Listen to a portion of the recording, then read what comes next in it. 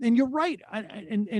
Happy to pivot to this whole sort of like a cancel culture, just ridiculousness. Let me just preface by saying, are there instances in society where people overstep? Yes. With that said, our society has always been cancel culture.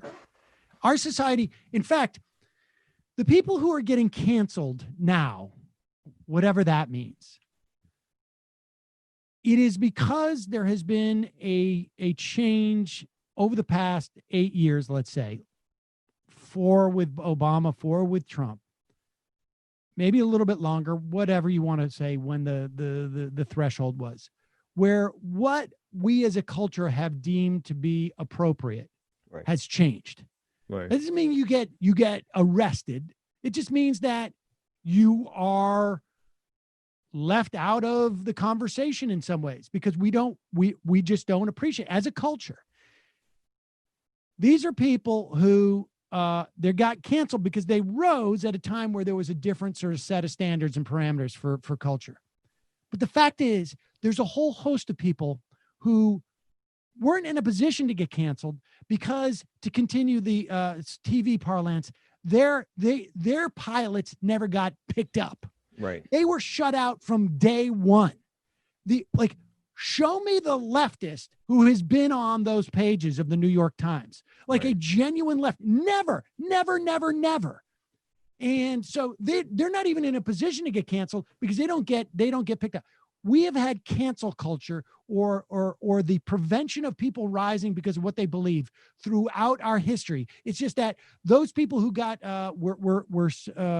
who were suppressed, believed in equal rights for people, or were black, or were women, or were gay, or trans, or whatever it was.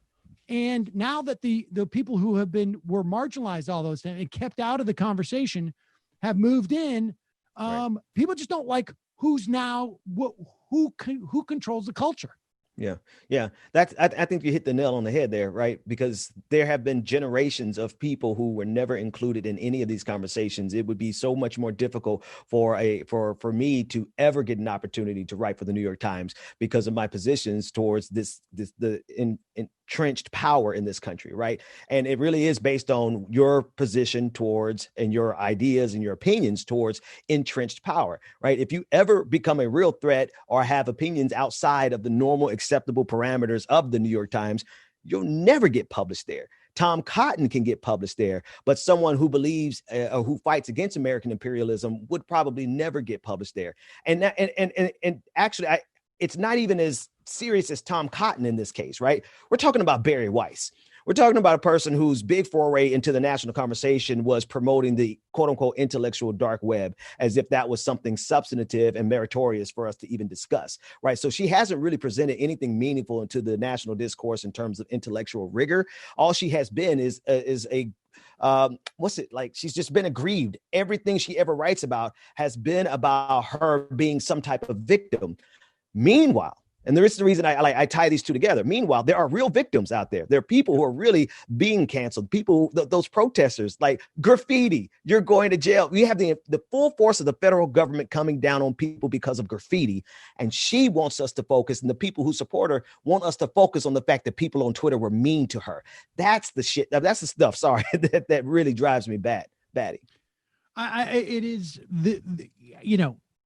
And that the IDW is completely, their entire identification is a function of aggrievement, right? Like this perceived, like we have to be in the dark web, despite the fact that they have access to every single platform and more than any of us do. Right. I got into it with, I'm not going to go all into it right now, but with Eric Weinstein, who for tweeting out that because he's not neurodivergent, he has experiences every day. Because he is neurodivergent. Because he's not neurodivergent, he has experiences every day that parallel the oppression of Black people. He wrote on Twitter, and like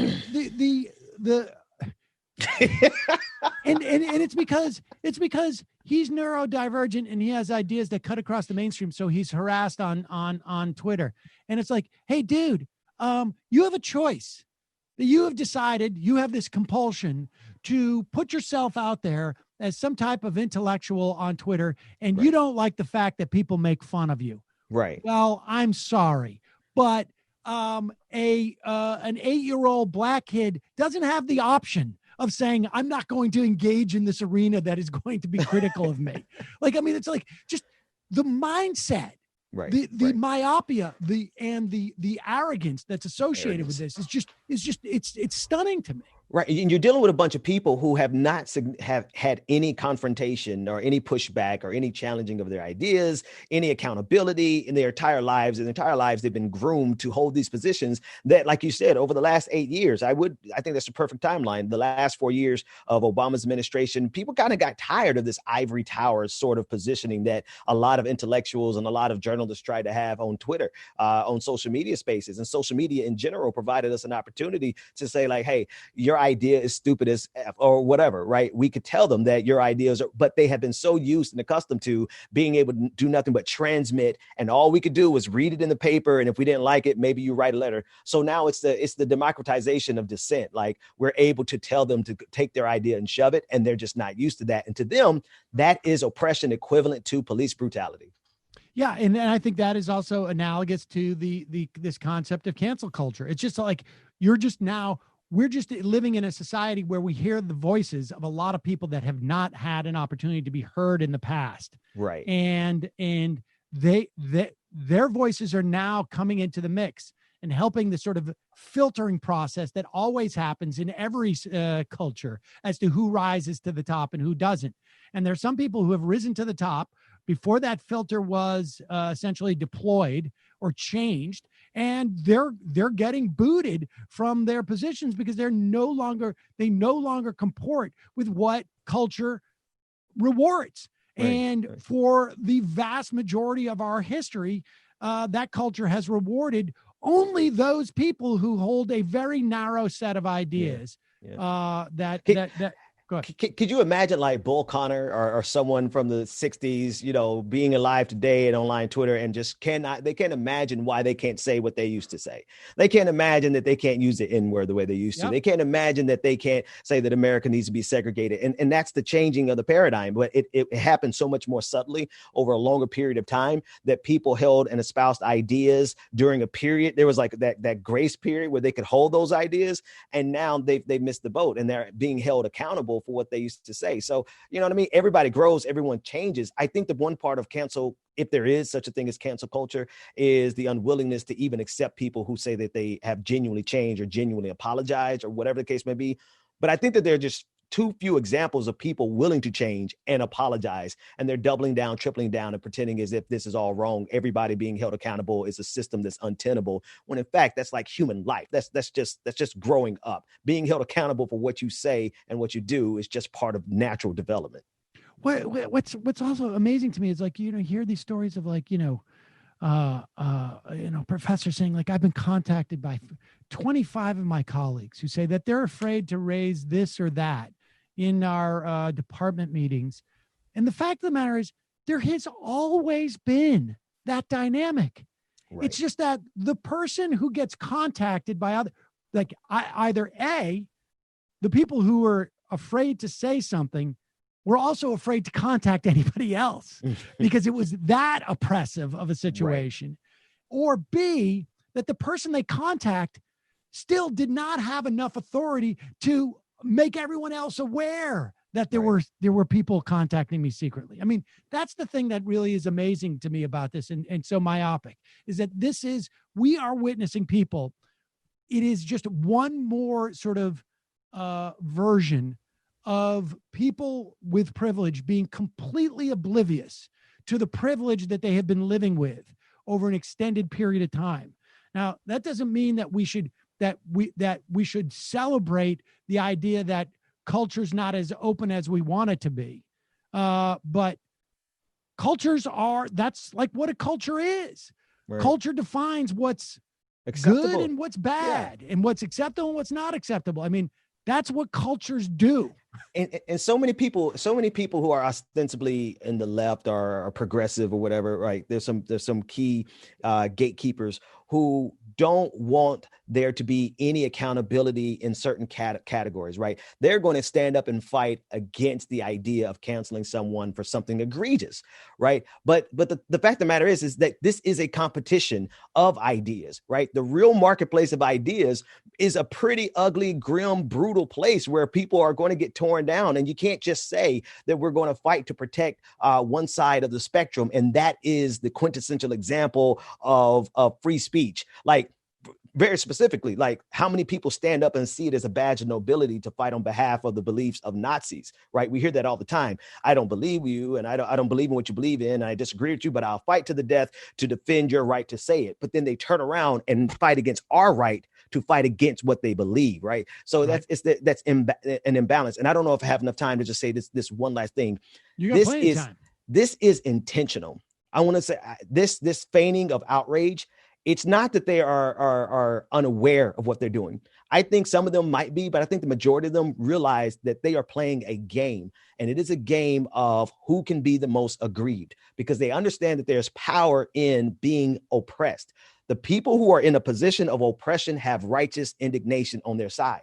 And you can't, what do you do when you have millions of people who are legitimately angry, have a reason to be furious, have a reason to risk their lives to change the system? Well, you pretend like you're equally angry and you're equally you equally are as Injured. passionate about your cause and equally injured. And so they're trying to co-opt that narrative and the power of being oppressed, when in fact, for the most part, they are in positions of oppressors, or they're at least beneficiaries of an oppressive system.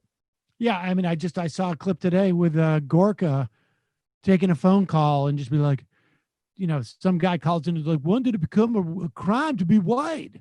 And it's, Exactly. don't you realize you're white and it's a crime now? It's a crime to even think that, and it is exactly that. It is just simply, how do you push back when you are faced with the reality of what the dynamic has been in this country for an extended period of time? And it's racial, it's in terms of gender, it's in terms of sexual orientation, economics, and trans rights, and economics, yeah. And just sort of status. And it's just like, things are changing, and the people who are losing out don't want to lose.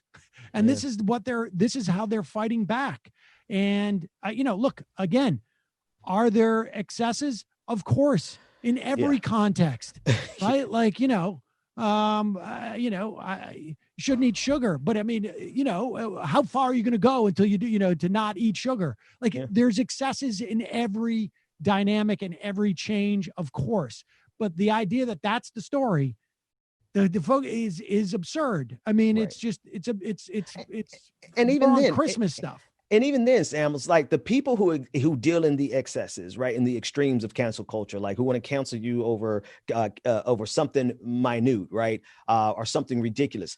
Those people are generally operating on the edges, right? There's rare. I can't really think of an occasion where someone who has a platform, has position, and has power to influence a conversation on any level, like definitely not on a national level. I'm not really sure that I can think of meaningful examples of people who deal in those extremes. Now, if you go into the edges, you're going to find plenty of examples. But what we do in this kind of competition is we take people from the edges who maybe have 50 followers, and we elevate them and say, look, this is what happens when you engage in cancel culture. When that original tweet or that original blog post maybe reached 12 people, but right. So that's what they do. They gauge an entire culture, an entire system, this evolution that you talked about from the 4 years of Obama to the last 4 years of Trump. It's been an evolution, and they gauge that entire evolution based on the extremes.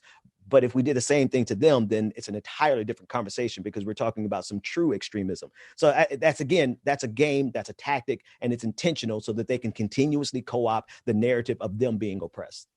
And look, the only thing that I think is like there's any grounds in which to really, where there's any type of like sort of substance to any of this, is the idea of people losing their ability to their employment, their ability to provide for themselves in some fashion. I think that's where things get a little bit dangerous. But I would also say that the answer there is that people shouldn't be in such precarious situations in terms of what it takes to survive. And if we're really worried about that, if the issue is how are they going to put food on their table for their kids, as opposed to like how are they going to maintain their status in a culture that is determined that they are not worthy of such cultural status, then we have government policies that we could pursue that would inhibit the implications of losing your job to just status, as opposed to healthcare or housing or food. I mean, we could deal with that if we wanted to deal with that. Yeah. And it really does come down to those two things, right? It's status versus actually being able to provide for their family, right? So Milo Yiannopoulos, he's probably one of the best examples of someone being canceled, deplatformed, and he surely lost a lot of status. I don't know his financial situation now if he's able to provide for his family, but he certainly lost a level of status that in this environment he didn't deserve in the first place because of what he peddled. And we have that right? I think that's the number one thing. They want to strip away from us the right to assert a level of parameters in terms of what's acceptable in our environment. And they want us to say that we should accept any and all types of tolerance. Everybody knows the tolerance paradox. Like, we should just be able to open up to any ideas and let them come in. But as a civilized society, we do have a right to say, these are the type of things that the majority of us, what are you going to do? You cannot police thought millions of people if millions of people agree like, hey, that's not acceptable. And the only way you could change that is if you engage in the same type of totalitarian and authoritarian tactics that you claim to be opposed. Right. And the only instances there was that instance of a Washington Post article, and I didn't really dig too deep into this, but there was a Washington Post article about a Halloween party from like 2 years ago. And a woman had showed up. She was in blackface, and I can't remember. I think she was like mocking somebody who had done a blackface costume, something to that effect. I think, particularly in this era, I think people should be aware that it's not worth it. Like, even if you think that you're doing parody of a parody, parody of a parody, it's, the opportunity for people to misinterpret it and to take offense. It's just not worth it. As like, as in terms of just like, why go out of your way to offend people? But the idea that the Washington Post would write an article about this and it ended up getting her fired, 2 years later. I mean, she left the party. Mm-hmm. She apologized to everybody. But the idea that the Washington Post would use its power in this way to police a specific individual at a private event that took place 2 years ago, a private individual, to me seems rather messed up. But that is about like a power dynamic. Yeah. And that is that to me seems just like an abuse. And the fact that it was about blackface as opposed to anything else is almost irrelevant.